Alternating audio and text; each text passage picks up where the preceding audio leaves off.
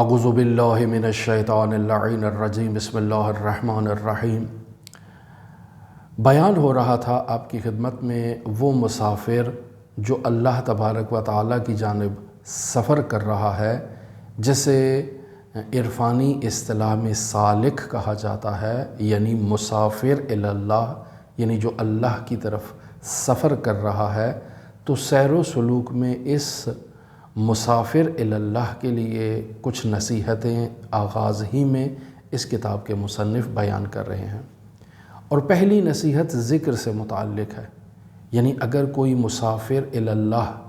اللہ تبارک و تعالیٰ تک بہت جلد پہنچنا چاہتا ہے، تو اس مسافر کے لیے یہ ضروری ہے کہ وہ ذکر سے خود کو مسلح کرے، خود کو آراستہ کرے، اور اس ذکر کے پروں سے وہ پرواز کر کے خداوند متعال تک بہت جلد پہنچ سکتا ہے۔ گزشتہ درس میں بیان کیا کہ قرآن مجید اور حضرات اہل بیت علیہم السلام کی سیرت و تعلیمات میں یہ بات واضح طور پر بیان کی گئی ہے کہ انسان نے جو ذکر کرنا ہے وہ بکرتاً و اصیلا، صبح اور شام کرنا ہے۔ لیکن سیرت میں بکرہ کو اصیلہ پر مقدم کیا گیا ہے، جیسے روایت میں بھی آیت میں بھی مقدم کیا گیا ہے، اور بکرہ کا ذکر اصیلہ سے قابل قیاس نہیں ہے، یعنی اس سے مقایسہ نہیں کیا جا سکتا۔ لہٰذا ہم بیان یہ کرنا چاہ رہے ہیں کہ حضرات اہل بیت علیہم السلام کی سیرت و تعلیمات میں بھی ذکر کو نماز فجر سے پہلے اور نماز فجر کے بعد ایک خاص اہمیت حاصل ہے۔ لہٰذا اسے نماز فجر کی تعقیبات کے طور پر سورج نکلنے تک اہل بیت علیہم السلام انجام دیا کرتے ہیں۔ مثلا یہی آیت جو آپ کی خدمت میں بیان کی سورہ احزاب سے، یا ایھا الذین آمنوا اذکروا اللہ ذکرا کثیرا، اے ایمان والو اللہ کا ذکر کرو، اور ذکرا کثیرا، بہت زیادہ ذکر کرو۔ اور کثیرہ کی قید جو لگائی ہے، اس سے یہ بات واضح ہوتی ہے کہ ذکر کی کوئی حد بیان نہیں کی گئی ہے۔ یعنی ایسا نہیں ہے کہ انسان ذاکر یہ کہے کہ میں نے اس مقدار تک اللہ کا ذکر کر لیا ہے، اب مجھے اللہ کے ذکر کی ضرورت نہیں ہے، میں اللہ کے ذکر سے بے نیاز ہو چکا ہوں۔ ایسا ہرگز نہیں ہے، بلکہ انسان اپنی تمام زندگی میں اللہ کا ذکر انجام دے، اور ذکراً کثیرہ، یعنی بغیر کسی حد کے جو ہے وہ اللہ کا ذکر کرے۔ تو امام جعفر صادق علیہ السلام در واقع اس سیرت کو اسی آیت کے ذیل میں بیان کر رہے ہیں، جسے مرحوم مجلسی رحمۃ اللہ علیہ نے بحار الانوار میں بیان کیا ہے۔ تو مرحوم مجلسی فرماتے ہیں کہ امام جعفر صادق علیہ السلام ارشاد فرما رہے ہیں، وَقَانَ أَبِي علیہ السلام کثیر الذکر، کہ میرے بابا امام محمد باقر علیہ السلام بہت زیادہ ذکر کیا کرتے تھے، یعنی کثیر ذکر تھے، ان کے ذکر کی کوئی حد نہیں تھی۔ پھر اب امام جعفر صادق علیہ السلام ان کی اس ذکر کی کیفیت کو بیان کر رہے ہیں، فرما رہے ہیں،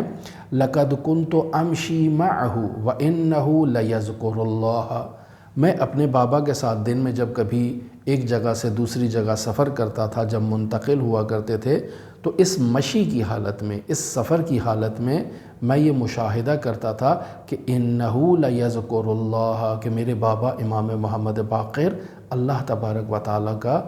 ذکر کر رہے ہیں، اور ان کی زبان، ان کی لسان ذاکر تھی۔ پھر صرف چلتے وقت ان کی یہ کیفیت نہیں ہوا کرتی تھی، یعنی ایک جگہ سے دوسری جگہ جب وہ منتقل ہو رہے ہیں تو صرف چلتے وقت یہ کیفیت نہیں ہے۔ وَآكُلُ مَعَهُ، میں جب اپنے بابا کے ساتھ ایک دسترخوان پر بیٹھ کر کھانا تناول کیا کرتا تھا، وَآكُلُ مَعَهُ الطَّعَامَ، جب میں طعام اور کھانا ان کے ساتھ تناول کیا کرتا تھا، وَإِنَّهُ لَيَذْكُرُ اللَّهَ، تو وہ اس کھانا کھانے کی کیفیت کے دوران بھی اللہ تبارک و تعالیٰ کے ذکر میں مصروف رہا کرتے تھے۔ وَلَقَدْ كَانَ يُحَدِّثُ الْقَوْمَ، اور جب میرے بابا کچھ اصحاب کے ساتھ بیٹھ کر گفتگو میں مصروف ہوتے تھے، وَمَا يَشْغَلُهُ ذَلِكَ عَنْ ذِكْرِ اللَّهِ، تو یہ گفتگو انہیں اللہ کی یاد سے غافل نہیں کرتی تھی، بلکہ اس حالت میں بھی وہ اللہ تبارک و تعالیٰ کے ذکر میں مصروف رہا کرتے تھے۔ بس وہ جو ہم نے ذکر کی نصیحت کے آغاز ہی میں بیان کیا کہ انسان کو ہر وقت ہر حال میں اللہ تبارک و تعالیٰ کا ذاکر رہنا ہے، اور جس کو اللہ تبارک و تعالیٰ نے لسان ذاکر عطا کی، رسول خدا فرماتے ہیں اعطی خیر الدنیا والآخرہ، کہ اسے دنیا اور آخرت کا خیر عطا کیا گیا۔ تو یہ دروا کہ حضرت امام محمد باقر علیہ الاف و تحیت و ثنا کی عملی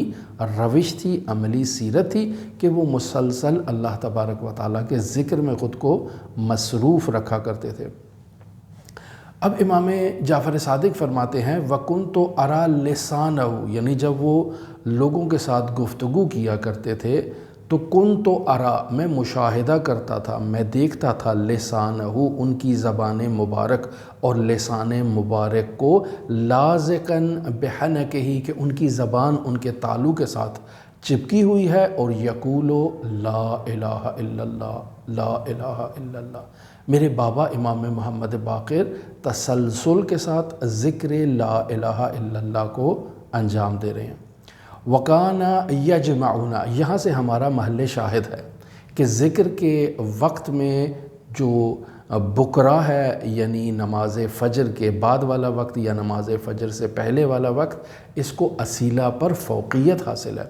لہٰذا وَكَانَ يَجْمَعُنَا، میرے بابا امام محمد باقر ہمیں جمع کر لیا کرتے تھے، فَيَأْمَرُونَا، ہمیں وہ حکم دیا کرتے تھے بِالذِّکْرِ، ذکر کرنے کا حکم دیا کرتے تھے، حَتَّى تَطْلُعَ الشَّمْسَ، یہاں تک کہ سورج طلوع کر جائے۔ پس امام محمد باقر کی خود عملی سیرت بھی یہی تھی، اور اپنے اہل بیت کو بھی اس بات پر تاکید کیا کرتے تھے کہ نماز فجر کو ادا کریں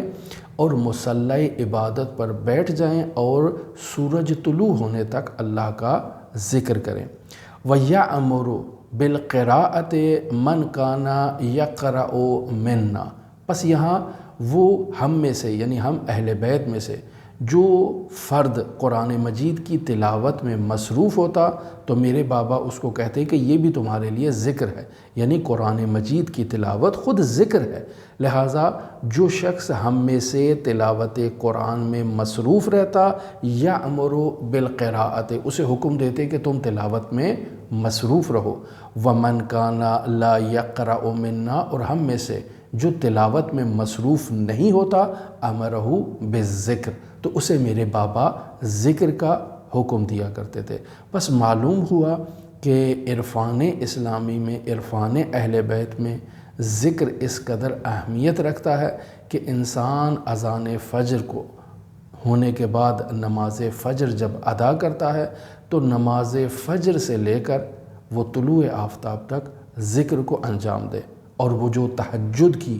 روایات ہیں جن میں تہجد اور صلاۃ اللیل اور سحر خیزی کی اہمیت کو بیان کیا جاتا ہے، وہاں صلاۃ فجر سے پہلے جو ہے وہ اس ذکر کی اہمیت کو بیان کیا جاتا ہے۔ کل ہم آپ کی خدمت میں ذکر کی میں جو رکاوٹ ہے اسے بیان کریں گے۔ اللہم صلی علی محمد و آل محمد وعجل فرج قائم آل محمد۔